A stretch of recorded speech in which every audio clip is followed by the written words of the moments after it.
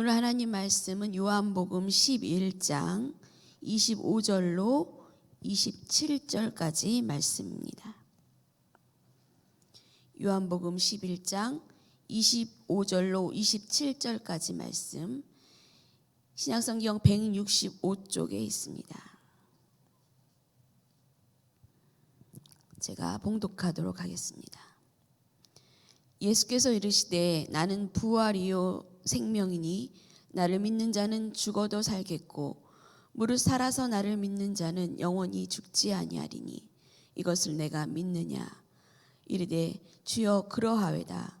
주는 그리스도시요 세상에 오시는 하나님의 아들이신 줄을 내가 믿나이다. 아멘. 우리가 한 주 동안 요한복음의 말씀을 함께 생각해 보면서 예수님이 누구신지, 특별히 요한복음에서는 하나님의 아들이신 하나님이신 예수님에 대해서 우리가 상고해 보았습니다. 우리 기독교의 가장 중요한 진리 중에 하나가 바로 부활이죠. 다른 어떤 종교에서도 부활을 이야기하지는 못합니다. 이야기할 수도 없지요. 왜냐하면 오직 생사를 주관하시는 분은 오직 하나님 한 분이시기 때문입니다. 그러므로 우리도 바로 부활 신앙을 가지고 우리의 삶을 살아가야 하는 것입니다. 사도 바울도 만일 예수 그리스도께서 다시 사신 것이 없으면 우리의 믿음도 헛것이다 라고 이야기해 주고 있습니다. 우리 믿음의 중심에는 바로 예수 그리스도의 부활이 있다는 것입니다. 그리고 예수님은 또한 자기 선언에서 나는 부활이요 생명이심을 선포하셨습니다. 마치 저희가 어린아이들을 하나님 말씀으로 가르칠 때 미리 시청각 교육 자료들을 보여주고 아이들을 가르치듯이 한 가지 표적을 보여주시면서 선포하시는데 바로 그것이 오늘 본문에 나온 나사로를 살리시는 표적이십니다. 여러분, 표적이 무엇이라고 했나요?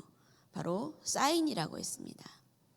우리가 요한복음에서 그 예수님이 하나님이신 그 표적을 많이 볼 수가 있었는데, 요한은 분명히 요한복음 20장 31절에 우리가 첫 시간에 나눈 것처럼 분명히 이 책을 기록한 목적을 분명히 알려주고 있습니다.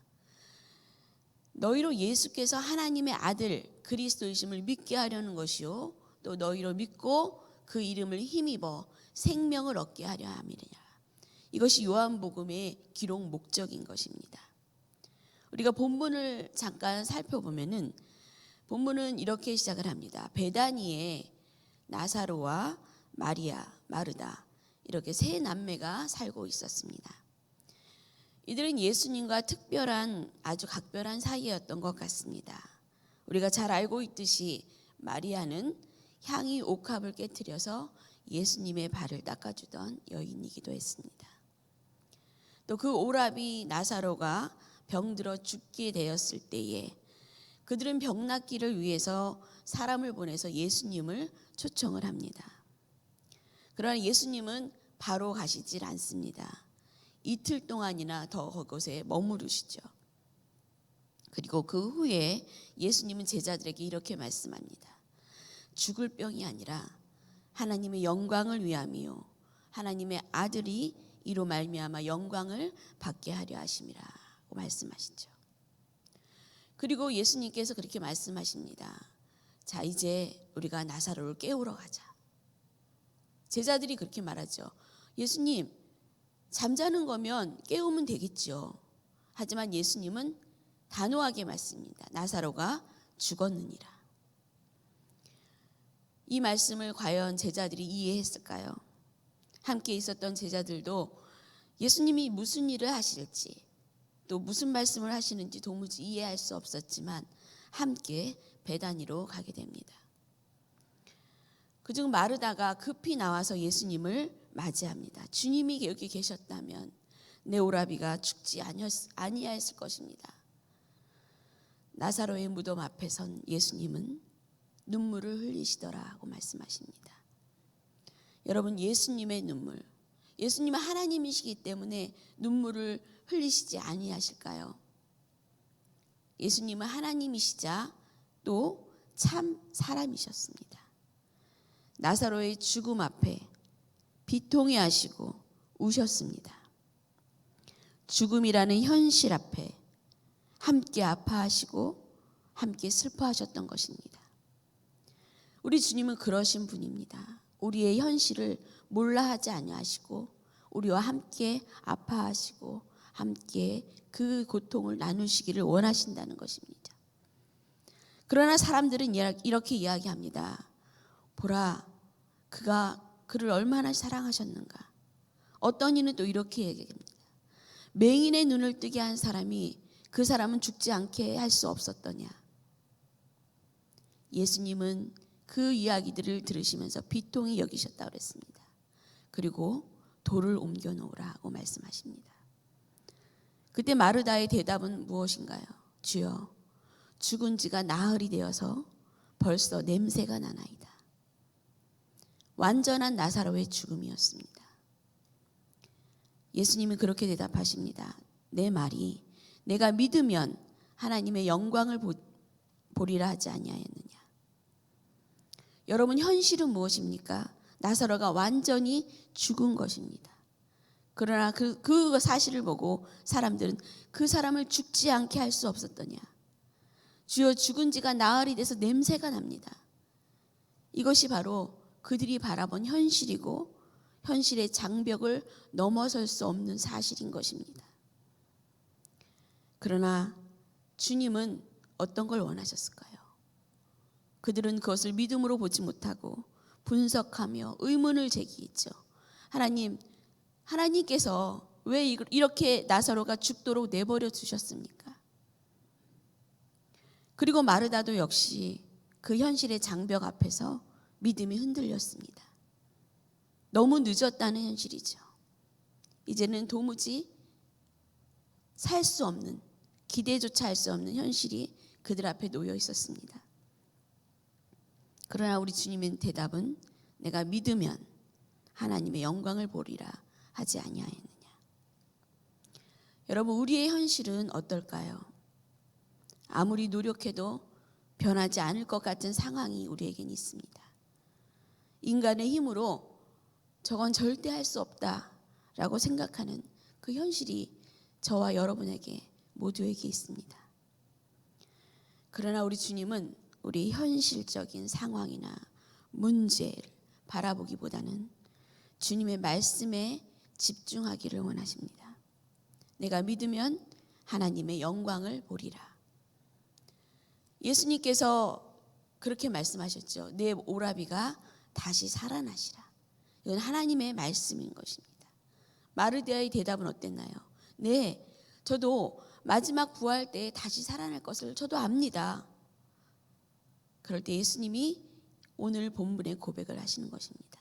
나는 부활이요 생명이니 나를 믿는 자는 죽어도 살겠고 무릇 살아서 나를 믿는 자는 영원히 죽지 아니하리니 내가 이것을 믿느냐. 예수님께서 우리에게 요구하시는 것은 끝까지 우리의 믿음인 것입니다. 아는 것과 마르다는 안다고 했지만 예수님의 요구는 믿는 것이었습니다. 우리는 알면 안다고 하는 것이 마치 믿는 것이라고 생각할 수도 있어요. 아는 것은 지식입니다. 우리는 예수님에 대해서 여태까지 들어왔고 또 배우고 지식으로만 알 수는 있습니다. 성경에서는 귀신들도 예수님을 알고 떤다라고 표현하고 있습니다. 어떤 이들은 아마 뱃속에서부터 예수님의 말씀을 들었고 했기에 그냥 그것이 믿음인 줄 알고 살아가고 있다는 것이죠. 우리는 예수님이 누구신지 아셔야 합니다. 그러나 알기만 한다면 우리는 하나님의 은혜를 누리지 못하는 자가 되는 것입니다. 아는 것에서 믿음으로 우리의 걸음을 한 걸음 더 나아가야 한다는 것입니다. 성경을 보면 물론 예수 그리스도를 아는 지식에서 자라나라라고 권면하기도 합니다. 그러나 성경에서 안다라는 의미는 지식이 아니라 삶 속에서 우리와 하나님과의 예수님과의 깊어진 관계 속에서의 알을 뜻하는 것입니다. 서로에게 진심으로 아는 것이죠. 우리가 어떤 유명한 사람을 알고 있다고 해서 우리가 그를 안다라고 성경에서는 표현할 수 없다라는 것입니다. 그 사람과의 깊은 관계 속에서 관계를 맺고 속속들이 다 아는 것, 그것이 바로 알미라는 것입니다. 우리가 어제 살펴보았듯이 예수님께서 우리를 아는 것도 이와 마찬가지로 우리 뼛속 깊은 곳까지 다 아시는 주님인 것처럼 우리가 주님을 모든 것을 다 알 수는 없지만 우리 주님께서 말씀하신 그 말씀 한마디 한마디를 우리가 믿음으로 받아들이는 것, 그것이 예수 그리스도 안에서 자라가는 것입니다. 부활신앙 또한 우리가 믿음으로 가지고 있어야 한다는 것이죠. 우리 모두는 죽습니다. 이것이 현실입니다. 성경에서도 한 번 죽는 것은 사람에게 정하신 것이요 그 후에는 심판이 있다라고 말씀하고 계십니다. 그래서 우리는 죽음을 두려워합니다. 왜 두려워할까요? 아마도 한 번도 우리 가운데 그 죽음이라는 것을 통과해 보지 못했기 때문일 것이라 생각을 합니다. 저는 여러분이나 저는 때로 그 천국에 다녀왔다고 하는 사람들의 간증을 듣기도 하죠. 그러나 저는 지극히 개인적인 그들의 간증을 신뢰하지는 않습니다. 그러나 히브리서 2장 14절 15절에는 이렇게 이야기해 주고 있습니다. 예수님께서 죽음을 통하여 죽음의 세력을 잡은 자, 곧 마귀를 멸하시며 또 죽기를 무서워함으로 한평생 매어 종노릇하는 모든 자들을 놓아주려 하시니, 예수님께서 죽고 다시 사신 것을 이야기하고 계십니다. 우리 사람들이 이 죽음을 두려워하여 한평생을 죽음의 종노릇하고 있다라고 이야기하고 있습니다. 그러나 죽음은 단지 우리가 우리 육신의 장막을 떠나서 하나님 앞으로 나가는 통로라는 사실인 것입니다. 아마도 죽음에 머무르는 시간은 그리 길지는 않을 것입니다. 단지 우리가 마지막 호흡을 내뱉었을 때 비로소 우리는 주님 앞에 바로 서게 된다는 사실입니다. 그러므로 죽음을 두려워하여 죽음의 종노릇하지 마십시오. 성경이 우리에게 그것을 이야기해 주고 있습니다. 예수님께서 다시 사셨고 이제 우리는 성경에서 이른 것 같이 사망이 한 사람으로 말미암았으니 죽은 자의 부활도 한 사람 예수 그리스도로 말미암는도다. 아담 안에서 모든 사람이 죽은 것 같이 그리스도 안에서 모든 사람이 삶을 얻으리니, 이것이 바로 우리의 부활 신앙입니다. 죽음이라는 현실이 우리 앞에 있지만 우리는 부활의 첫 열매가 되신 예수 그리스도를 바라보아야 합니다. 본문에서 이렇게 이야기해 주고 있죠. 나를 믿는 자는 죽어도 살겠고, 여러분이 예수 그리스도를 믿고 그분 안에 속하여 있다면 우리 육신의 목숨이 다하면 드디어 우리는 예수 그리스도와 함께 사는 것이 되는 것입니다. 그리고 살아서 믿는 자는 영원히 죽지 아니하리라. 이 말씀은 이 땅에 우리가 살면서 예수 그리스도를 믿고 그분에 속하여진 삶을 살고 있다면 이미 우리는 이 땅에서부터 그 영생을 누리고 있다라는 사실이죠. 그 사실을 우리가 믿어야 하는 것입니다. 예수님의 질문도 마르다에게 네가 이것을 믿느냐라는 것이죠. 아이러니하게도 이 표적을 하고 나서 유대인들이 이날부터 예수님을 죽이려고 모의를 하기 시작을 합니다. 즉 이 표적이 예수 그리스도의 죽음과 부활을 예비하는 전환점이 되었다라는 것입니다. 여러분은 부활 소망이 있으십니까? 우리 주님은 부활하셨습니다. 그러므로 주님은 지금도 살아계십니다. 나는 아브라함의 하나님, 이삭의 하나님, 야곱의 하나님, 곧 산자의 하나님이십니다. 살아계신 하나님이십니다. 그 주님이 지금 우리와 함께 계시며 우리의 삶을 주관하고 계시다라는 이 명백한 사실을 우리가 절대 우리 삶 속에서는 잊어서는 안 되는 것입니다. 그분을 신뢰하십시오. 우리 눈앞에 있는 현재의 문제에 집중해서 주님의 영광을 보지 못하는 일이 없도록 주님의 말씀에 우리가 집중할 수 있는 우리가 되시기를 주님의 이름으로 부탁드립니다. 다 같이 기도하겠습니다.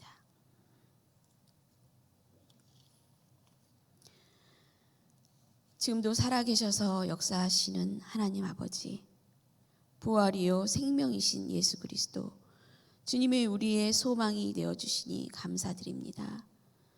주 안에서 누릴 수 있는 이 기쁨과 평안을 누구에게도 빼앗기지 않도록 우리로 강하고 담대하게 하여 주시고, 날마다의 삶 속에서 우리의 빛 되신 말씀이 우리로 하여금 승리하는 한날을 살게 하여 주시옵소서.